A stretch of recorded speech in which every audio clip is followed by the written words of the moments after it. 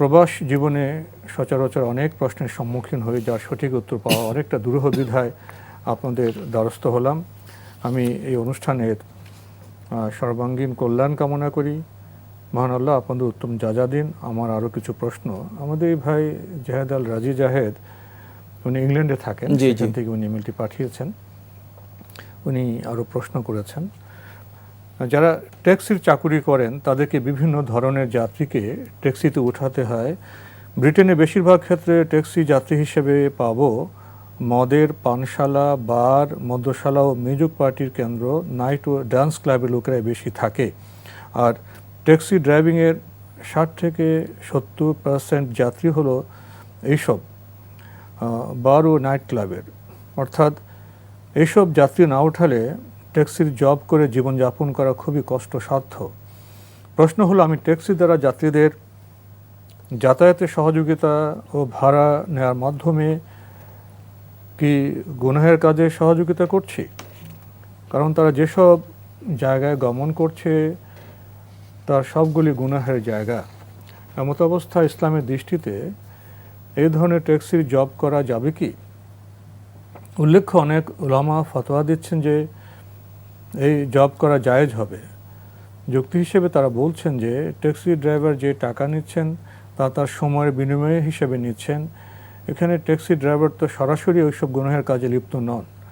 বিষয়টি কি একটু বুঝিয়ে বলবেন? আপনি যে প্রশ্নটি করেছেন সে প্রশ্নটি দুটি পার্ট রয়েছে।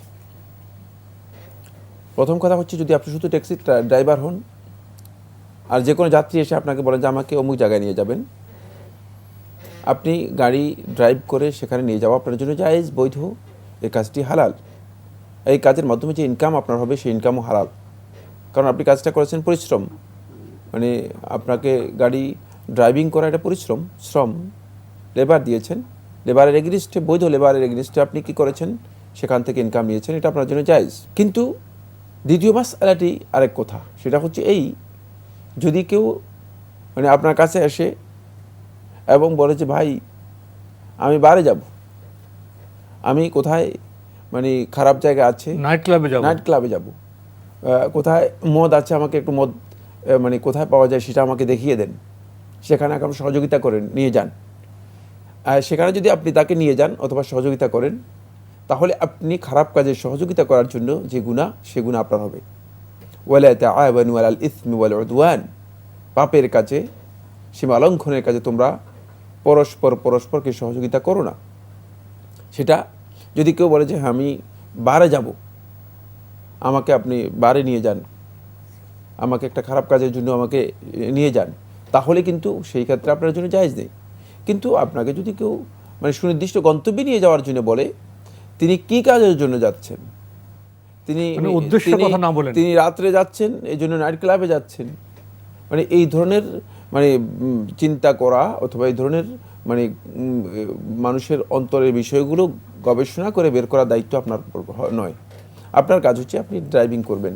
সেক্ষেত্রে আপনার ড্রাইভিং করলে সেই ড্রাইভিং করা জায়েজ, সেখান থেকে ইনকাম নেওয়া জায়েজ রয়েছে, যেহেতু মানে কোনো দিক থেকেই তার পাপের কোনো অংশের সাথে আপনার সম্পৃক্ততা নেই।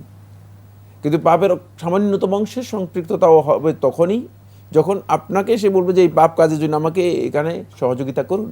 তখন যদি আপনি সহযোগিতা করেন, আপনার কাছে যদি সে খারাপ কাজের জন্য সহযোগিতা চায়, আর যদি আপনি বলেন যে হ্যাঁ ঠিক আছে তাহলে আমি আপনাকে নিয়ে যাচ্ছি এই কাজ করার জন্য, অবশ্যই এটি হারাম কাজ হবে, আপনার জন্য উচিত হবে না।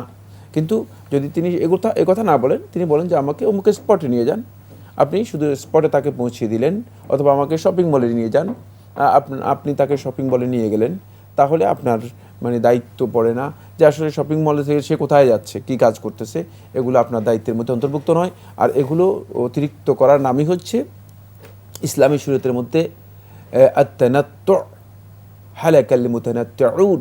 রাসূলুল্লাহ সাল্লাল্লাহু আলাইহি ওয়াসাল্লাম হাদিসের মধ্যে বলেছেন, যারা অতি বাড়াবাড়ি করে তারা ধ্বংস হয়ে গেল। এই হাদিসের দুটি অর্থ, হয়তো তারা ধ্বংস হয়ে গেল মানে আসলেই তারা নিজেদের জন্য নিজেরা ধ্বংস ডেকে আনবে। আরেকটা হচ্ছে আল্লাহ রাসূল সাল্লাল্লাহু আলাইহি ওয়াসাল্লাম এটা বুঝিয়েছেন যে মানে তাদের জন্য ধ্বংস আসুক তাদের জন্য, এটা এক প্রকারের বদদুয়ার মতো। কারণ হচ্ছে মানে দ্বীনের মধ্যে মানে এমন কোনো ধরনের বাড়াবাড়ি, এমন কোনো জিনিস বের করার মানে সুযোগ নেই, যে বাড়াবাড়ি করে আপনি নিজের উপর মানে জিনিসটাকে কঠিন করে নেবেন। লা তুশাদ্দিদু আলা আনফুসিকুম, তোমরা নিজেদের উপর কোনো জিনিসকে কঠিন করে নিও না। ফায়ুশাদ্দিদুল্লাহু আলাইকুম, আর তোমরা কঠিন করে নিলে আল্লাহ তাআলা আরও কঠিন করে দেবেন। তাহলে আপনি এখানে বোঝার প্রয়োজন আছে, সেটা আপনি ইংল্যান্ডে থাকেন, আপনার জন্য ইংল্যান্ডে থাকা কি হালাল? কারণ ইংল্যান্ডে তখন তো আপনি তাদেরকে সহযোগিতা করতেছেন, এই প্রশ্ন এসে যাবে। আর মানে এই প্রশ্নের উত্তর তো আপনি দিতে পারবেন না। এই জন্য খেয়াল রাখতে হবে যে মানে প্রত্যেকটা জিনিস মানে যেখানে যে জিনিসের স্থান, সেটাকে সেই জিনিস মানে সেখানে ওই রেখেই সীমায় বিবেচনা করতে হবে। থাকা। সেখানে বিবেচনা করতে হবে। কারণ আপনি ইংল্যান্ডে থাকতেছেন, আপনি কাফির মুশরিকদেরকে সহযোগিতা করতেছেন, যখন এই প্রশ্ন এসে যাবে তখন আপনার সেখানে থাকাটাও আপনার জন্য হারাম সাব্যস্ত হবে।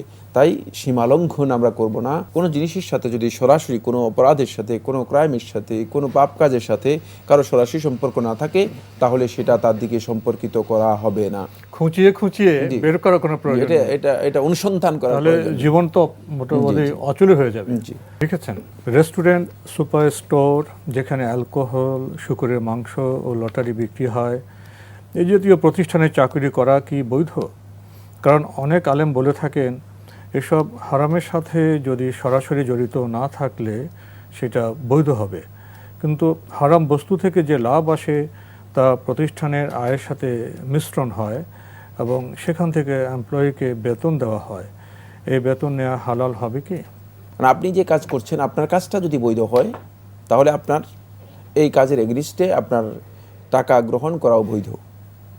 মানে কি অন্য লোকের মানে টাকার মানে তার ইনকামের হালাল হারামের মাসআলা আপনাকে জিজ্ঞেস করা হবে না। তাকে আপনি জিজ্ঞেস করবেন যে ভাই আপনি যে আমাকে বেতনটা দিচ্ছেন, যেমন আপনি একজন ড্রাইভার, আপনি একজন লোককে মানে গাড়িতে করে নিয়ে গেছেন, তো ড্রাইভার আপনাকে যাকে নিয়ে গেলেন, আপনি সেই প্যাসেঞ্জার আপনাকে টাকা দিল, আপনি তাকে জিজ্ঞেস করবেন যে আপনি কোথা থেকে টাকাটা দিয়েছেন, হালাল দিয়েছেন হারাম দিয়েছেন?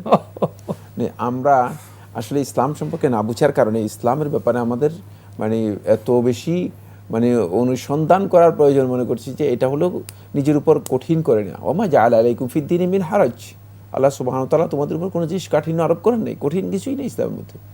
মানে এই ধরনের মানে বক্তব্য মানে শুধুমাত্র ইসলাম সম্পর্কে জাহিল ব্যক্তি ছাড়া কোনো জ্ঞানী ব্যক্তি দিতে পারে না।